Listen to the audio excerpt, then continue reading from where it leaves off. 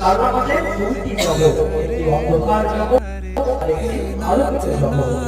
আপনারা এই জগৎ ধরে যতটি শুনছে বা অনেক পাঠই করেছেন, সবকিছু কিন্তু এই আলোকিত জগৎ নিয়ে, কিন্তু কেউ অন্ধকার জগৎ নিয়ে কেউ কথা বলেন।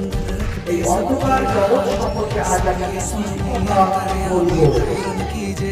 দেখে ভগবান বলছে অন্ধকার জগৎ সম্পর্কে আমরা কিসের জন্য এই ধরাধামে আসিয়াছি।